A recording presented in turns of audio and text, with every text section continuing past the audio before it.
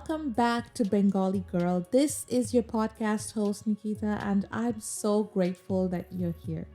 Hopefully, you're here after listening to part one of this episode, which is, part one of 26 things that changed my life.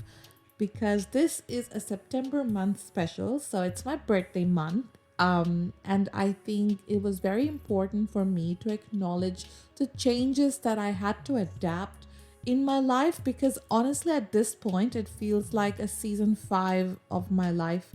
Because if I were to think how I was as a person when I was like 12, or let's say even at 21 or 23, I'm such a different human being. And that's because of some necessary changes that I implemented. And because of that, I can truly attest my mental health has been phenomenal. Of course, I do have bouts of depression and anxiety and all of that. That's part of being human, I suppose. But I have been much better where, managing my expectations and managing my hopes and dreams and manifestations as well. So I think this episode or these three episodes that's coming out this month was very much necessary.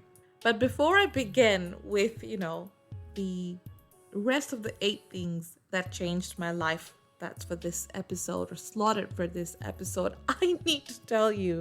So, people who follow astrology and stuff would know that Mercury is in retrograde. So, I'm a Virgo and I do have like Libra and Leo placements and all of that. But because I'm a Virgo and my ruling planet is Mercury, which goes into retrograde pretty often, I really blame everything that's happening on that. So let me tell you.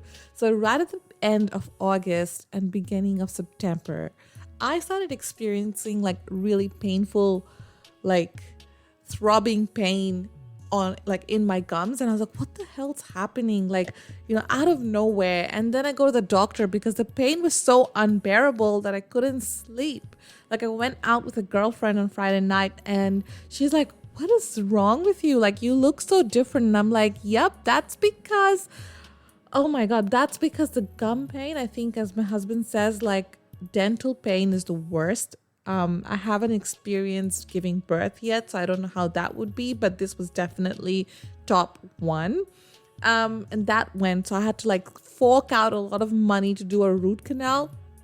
And I'm sorry if you're listening to a lot of like background noise. I am a bit outside of my usual recording area, and I'll tell you why. Because right after this, I'm like, okay, fine, God is testing me, life is happening. I'm forking out this much money, I'm in this much pain, it's okay. And the next thing I know, so this girlfriend again, that I went out with on Friday, she bought me tickets to this Taylor Swift themed party for my birthday. So that was on 9th of September that she bought the tickets for me.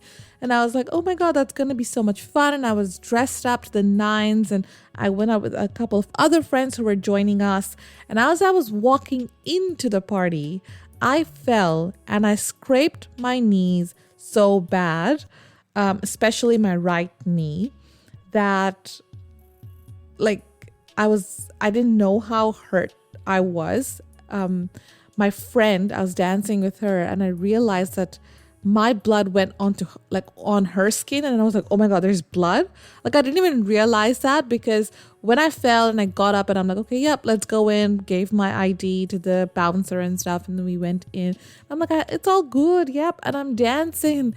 Suddenly I noticed blood, and I'm like, oh my God, okay, this is serious. And bless the people who at the event, because they weren't prepared for this cut. So she tried her level best to cover it up with like band-aids and stuff, but it was a temporary fix. And my rest of the party was spent with these band-aids, but I didn't let that stop me. Okay, I was determined to have fun because I was turning 27 like at 12 o'clock, and I'm like, I need to have fun, and that's just life happening, and I'm just gonna embrace it. I didn't even cry when she was putting on that spray thing, so I'm very proud of myself for having this brave face and still enjoying my night. But that's happened. So unfortunately, the wounds happened at the same place where I got hurt as a child. So it's pretty much the same thing that happened when I was a kid. I wasn't going to a party as a kid, but I was playing with my friends. We were playing like this water fight, and my sandals, because in Dubai you don't really wear sneakers because I don't know. Okay, we were just under the building and we were playing and stuff. And I slipped on the pavement and I hurt my knees when I was a child. I think I was 10 or 12 years old or something like that. And I got hurt in the same place. So I was like, okay, this might mean something. If you know me, you know how superstitious I can get about like these like signs from the universe, like what happened and all of that. So I'm still processing. And that is why I'm not in my usual recording area. So usually I'm in the office room recording my podcasts, but right now I'm in my living room, like stretched out. So there's a lot of background noise because there might be like the train station. Suddenly there are like helicopters around as well. So I'm sorry if you're listening to all of those background sounds, but hopefully this episode is going to be equally interesting as the last one. Right. So the 9th out of the 26 things that changed my life is accepting the fact that we will be outgrowing our parents' maturity, and also understanding that our parents are stuck at the time when we were kids or when they were the primary caretakers. That's always going to be the case. I think a lot of the clash happens because we grow up with a different mentality. We grow up with up-to-date things, terms that we need to use or ideas or the way of living. Everything's up to date. For them, they're stuck when they were the primary caretakers. For example, I moved out of the house when I was 18 years old. So that was like in 2016, if I'm not wrong. And my parents are stuck at that age where they know that, okay, she's, going to uni and stuff, but still we need to be careful. Like, she doesn't know how to handle everything. Can you imagine? I moved here all on my own and everything, and my mom would still call me and tell me, why are you out so late? Like, she would check up on what time I'm home. I'm like, no one is here. Like, Tumar Manush, that she calls, is not here to check up on me. Like, but they will always be that. And this was a struggle for me, honestly, to accept, because I was like, it's so easy for me to accept everything, like anything that's changing, anything that's new. But for our parents, it's not. It's very difficult for them to accept these things. And I actually went to therapy once and I was like, I don't understand my mom. And she's like, oh, that's very common in brown girls. And I was like, okay, what do you want me to do about that statement? And she's like, just listen to it again. It's very common in brown girls. And I was like, okay. And then my therapist, I love that lady, was like, because they didn't have the equal opportunity that you have now, no matter how liberal their parents were, like your grandparents were, they still don't have the freedom that you have now. And for them to come to terms with that, because they think the freedom that you have is not safe, because that's what their parents taught them. So they will always have an issue with everything you're doing because they don't know how to accept it. And now that you know this, when you talk to your mom next, like, understand where she's coming from.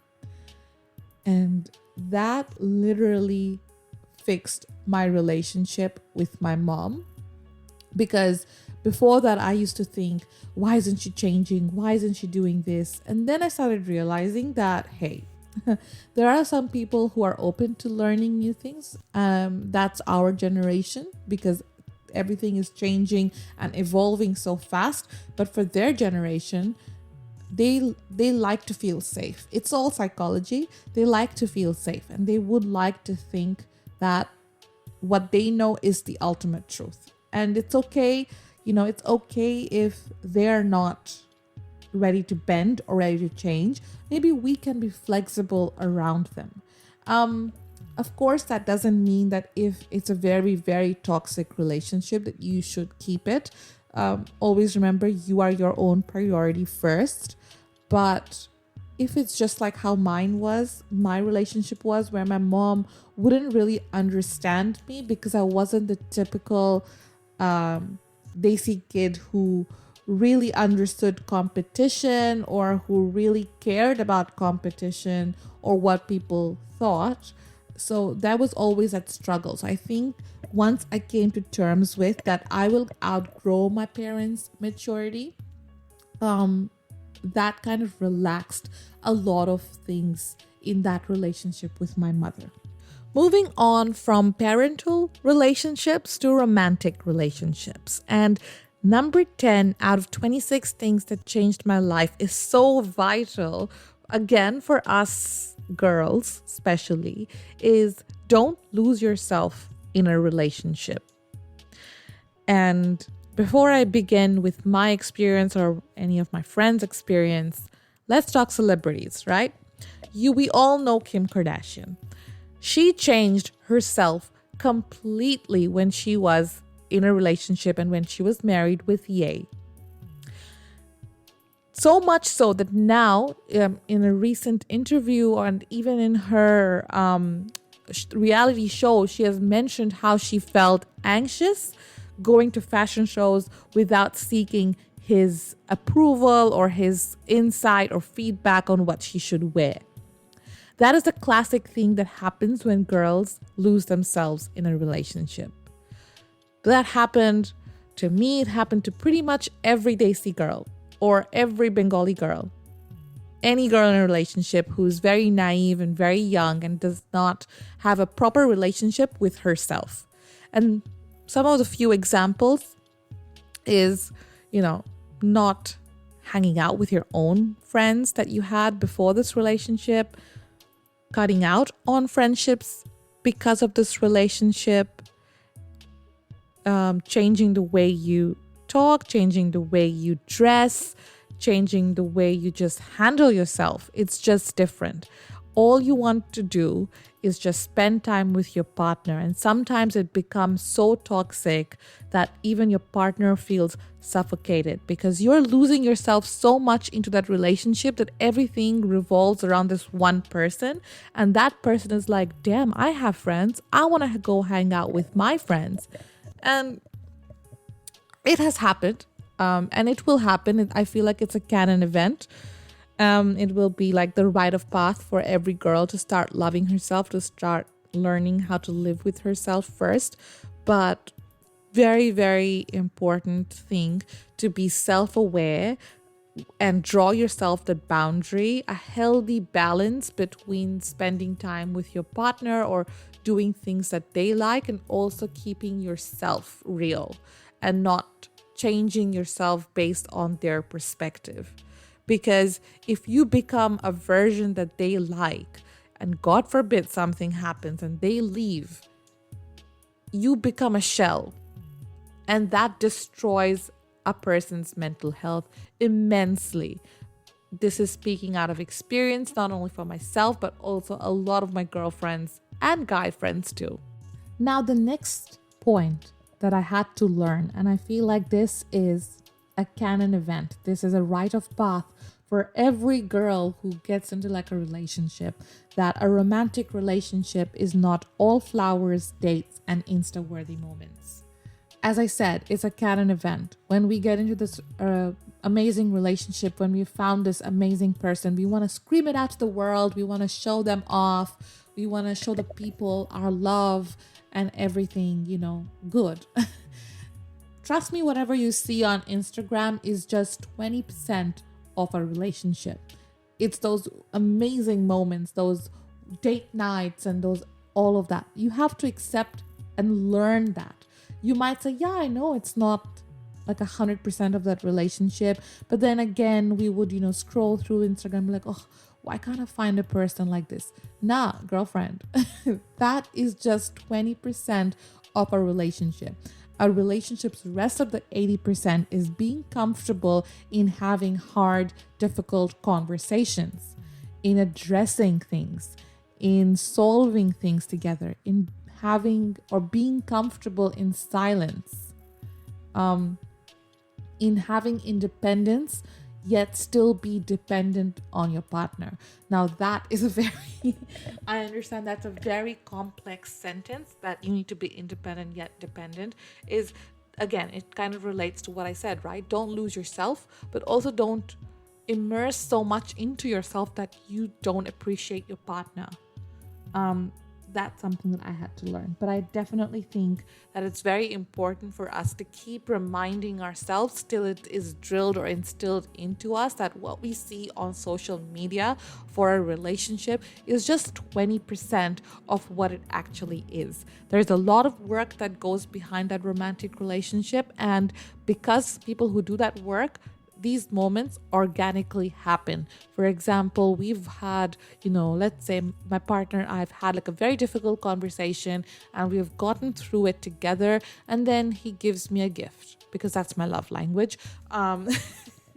And he appreciates me, or he does something sweet for me, and I posted on Insta. It's because you've just seen that sweet moment, but you haven't seen the struggle behind it. We had to do the work that we had to do. So a relationship is a lot of work, and what you see on the internet, again, is just 20%.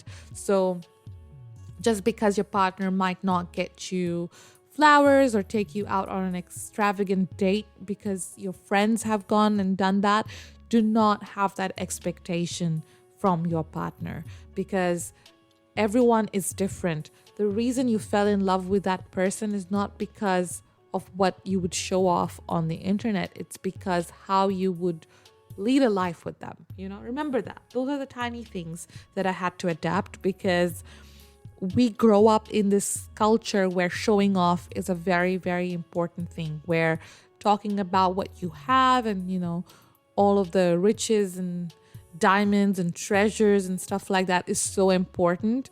People who love to show off how much money their dads have and stuff. And it's completely natural that would trickle down to your personal relationships as well. That if you have a relationship with someone, you need to show it off as well. Having those expectations is very toxic. So keep reminding yourself. It's a very difficult process to get out of, but you'll get there.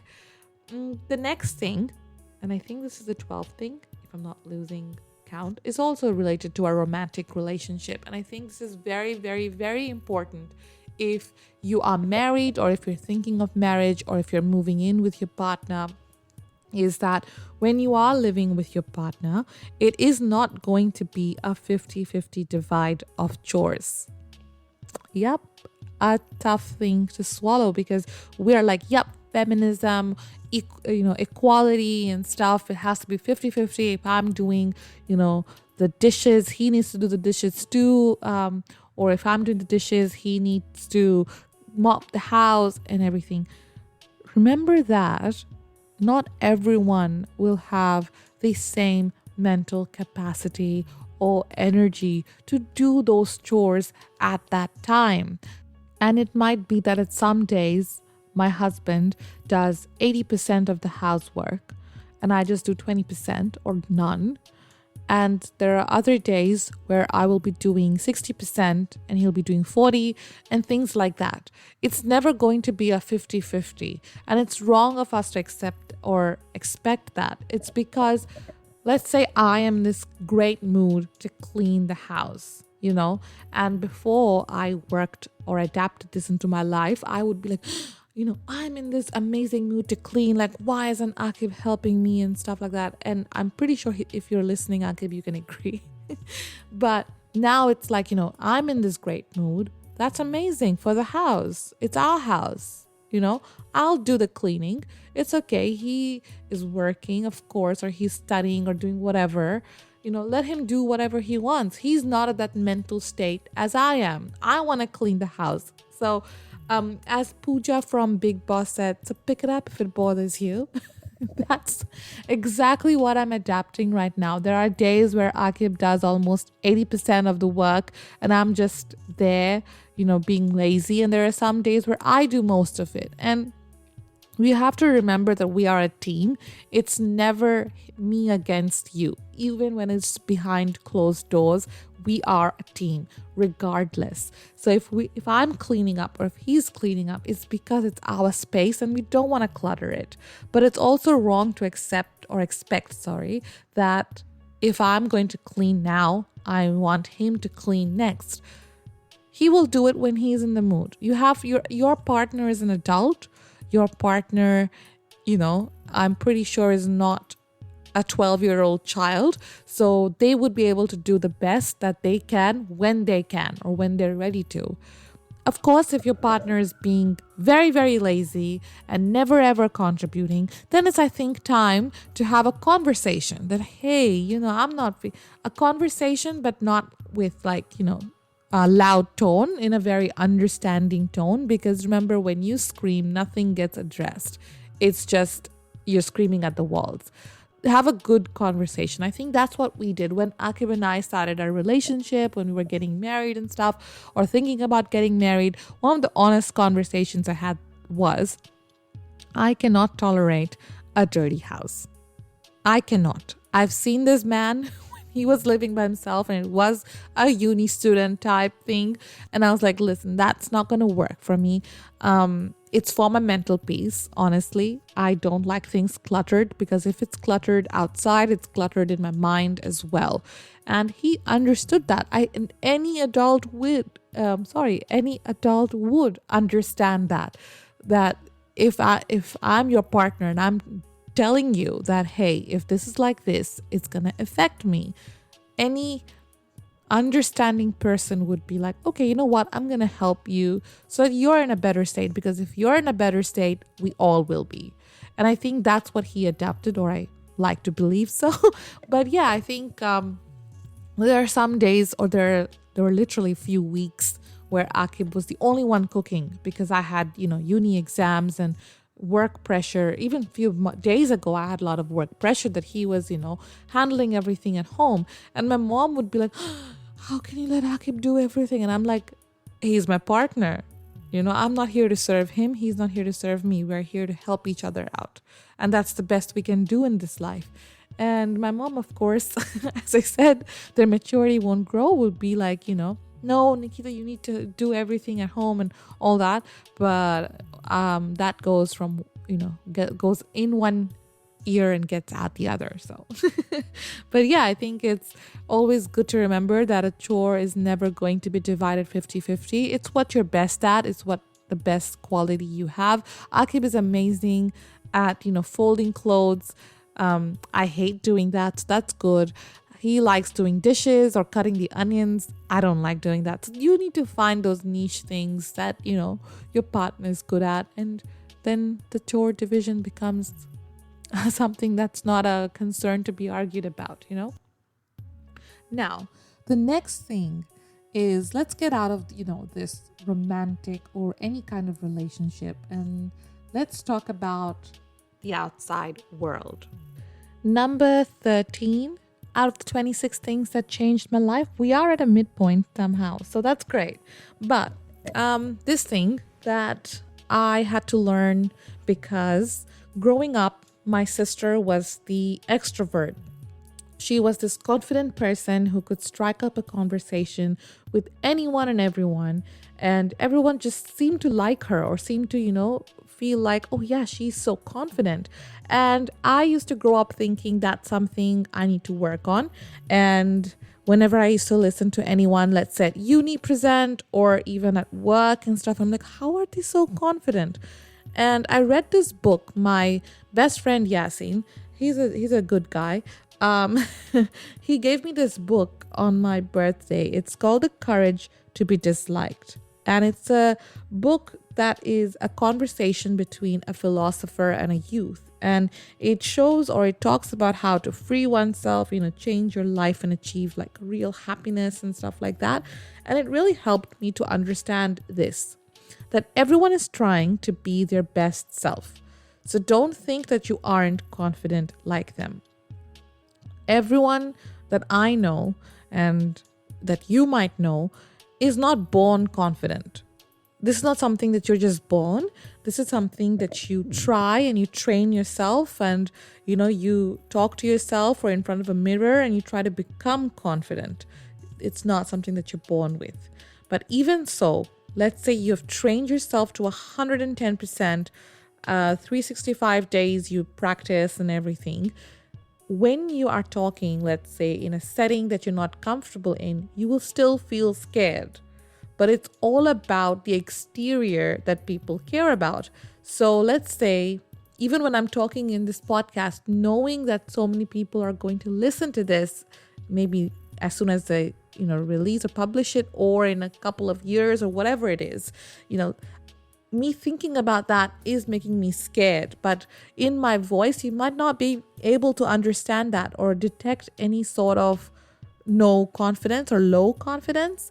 And that's because I have trained myself to be perceived as confident when I'm presenting or doing anything. There are a bit of cues that you can use, right? So one of the things that I learned is, let's say you're talking to someone or you are in an interview, use of your hands is really good. So people who know me might realize that when I'm talking about something that I'm very passionate about, or something that, I'm trying to have a really deep and understanding conversation of, my hands are always moving. Because I think that just gives off confidence. It's proven scientifically to do so. When you move your hands and when you're talking, it kind of gives you a gesture that, yep, you know what you're talking about as well to other people. So this is a bit of a psychological cue in social conversations that I learned. But knowing that no one is confident, everyone has that little fear, everyone has that little, that snap that goes in their head that, hey, I need to get my shit together and just present this thing at work, or present this thing at uni, or talk to my boss about something. And there are so many other things. Like, for example, the best thing that I like to do is I like to write a script of what I'm presenting. And I was telling my colleague about it, that I do this, and she's like, yeah, but I don't want to come off as someone who just reads off something. So that is where your practice comes in. So what I do is, when I write a script, I write it in a way that I'm talking. So it has not so great grammar. It has a lot of mistakes, a lot of repetitive words and stuff. But I know that's just something that would come off naturally when I'm talking.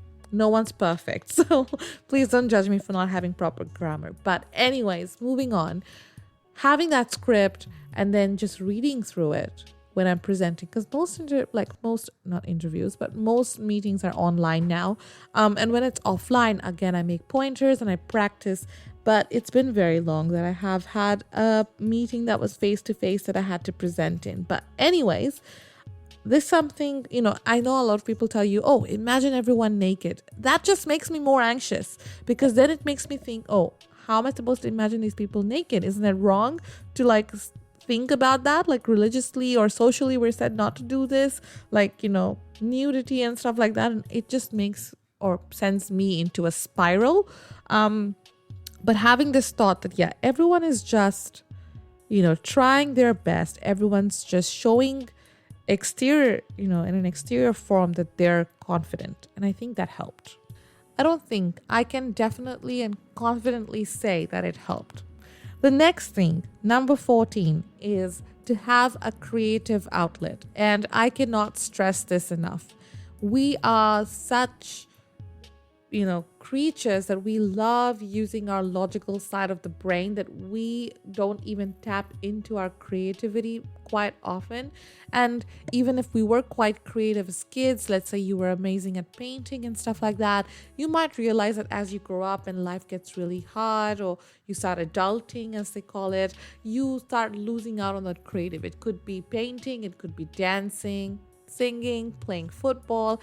And it's so important to have that side of you where you're just creating something, where you're creating art, where you are performing, where anything like that. And for me, this podcast is one of the many creative outlets that I created for myself, because at a point, I think it was when I just finished university, and I was like, damn, I don't know what am I gonna do. Like, there's nothing else that I feel like I'm good at. And that kind of gave me a bit of, what can I say? Gave me low confidence, or it took away my confidence, because I thought, hey, these people, I know so many people who are good at, studying, who are good at their jobs, but I don't know many people who are good at painting. Or I'm not good at painting. I haven't tried much. And I started doing all of that. And it kind of helped me to appreciate myself that, I am not just limited to my work or to my studies or to my family. I'm more than just that. I can paint, I can dance.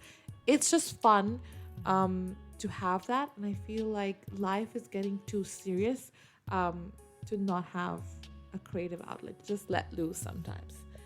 15 is heal your inner child. Now, this is something that anyone who asks me, like, hey, are you guys planning for kids? Of course, as soon as you get married, the next thing is like one of the kids coming out. But this is something that I told my partner, I told my sister, people who would understand that I want to heal my inner child. There are a lot of things that I felt I was limited because of, my gender, or because of the society I was in, and a lot of other things, intricate things that kind of made me feel like my inner child is not healed. It's still there. It's still coming out, especially when I argue with anyone. It just comes out. For example, I cannot argue with someone without tearing up. And that's because as a child, as soon as I started crying, they would just tell me, shut up, don't cry anymore. If you cry, like my mom, I still make fun of it in a traumatic way. But I tell her that, Ammo used to say that, Tumi ar kadle ami ekhoni basha chole jabo. Like, that was a common thing whenever we were going out. Like, if I was crying for, let's say, a toy or something, she would be like, she'll turn the car. She'll like go back home if I don't stop crying. And I felt like it was a lot of suppressing of my feelings. As a child, I couldn't express myself. If I am laughing too loud, I was told, don't laugh so loud. What will people say? If I was sweating, they're like, oh, don't run so much. Don't go out in the sun. Go wash your face. Like, you're supposed to be this pretty dainty thing, and things like that. And I feel like those things are still healing. Of course, I discovered therapy when I was 17 years old. So, and I'm 27 now. It's been 10 years, but it's still something that I'm working towards, because time to time it does come out, especially when it comes to life being a bit unfair, or when, I have a disagreement with someone. I'm not sure how to confront that and things like that. So I can't give you the best advice on how to heal your inner child, but I think it's very important to heal your inner child before you bring another individual into this world. Let it be through natural birth or through adoption or whatever it is. But having a child around you when you have not healed your inner child can lead to you having, a lot of toxic or creating a toxic environment.